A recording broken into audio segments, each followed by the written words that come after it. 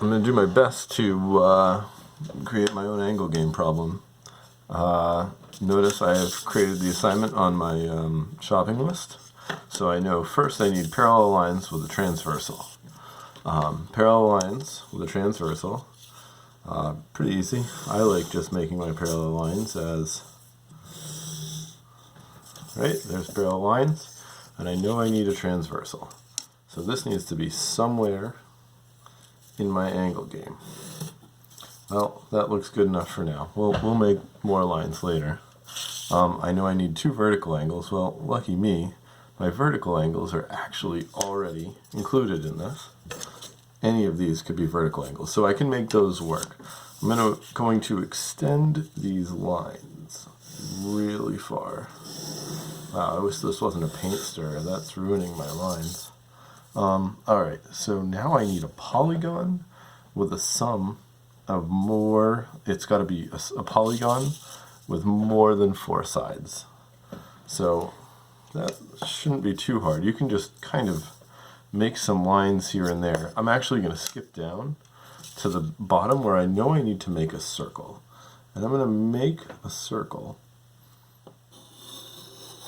because it's going to accomplish a lot of things. Like, if I start with that circle, I can probably knock off some of those other requirements that some jerk teacher assigned to you guys. So first is, I know I need tangent lines. Well, the fun thing about tangent lines is we know if you start, I always like creating tangent lines that are going to make my isosceles triangle as well. So they're going to do that. And then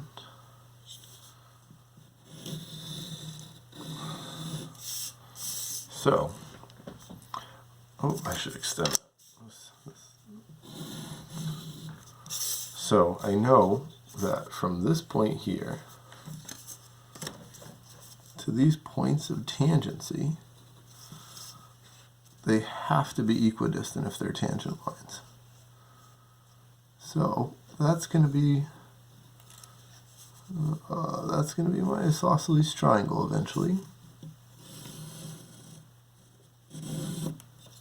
Might as well, oops.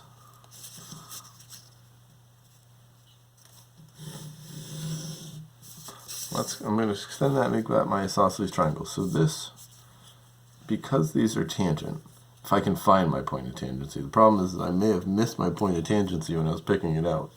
But because this is, if these are tangent, I know that this line to the circle and this line to the circle have to be equidistant. So if I just connect those 2 points, this should be an isosceles triangle, which is this requirement. So I have, well, here are parallel lines cut by a transversal. This is a transversal. I can actually erase my first transversal. And then I need a polygon with a sum of more. It needs to be bigger than 4-sided. Well, what's wacky is you can always just cut off a corner of a 4-sided shape and it'll turn it into a 5-sided shape. So if I really wanted to do that, I could just do that right here. So, right, here's 1, 2, 3, 4, 5. There's my 5-sided shape. I have an isosceles. Now what I'm missing is I need an inscribed angle, and that I almost have them, but an inscribed angle needs to start at the edge of a circle and go all the way across. And I always love the inscribed angle, inscribed angle central angle rule.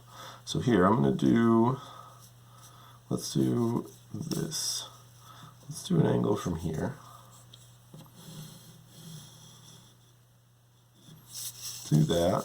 So this is my inscribed angle, and then I'm going to do a central angle to that inscribed angle, because I know that the central angle has to be twice as big as that inscribed angle. So there, I'm going to make this work. I think I have all of my requirements in this. I'm going to stop this video, and I'm going to then fill out the angles in the next one.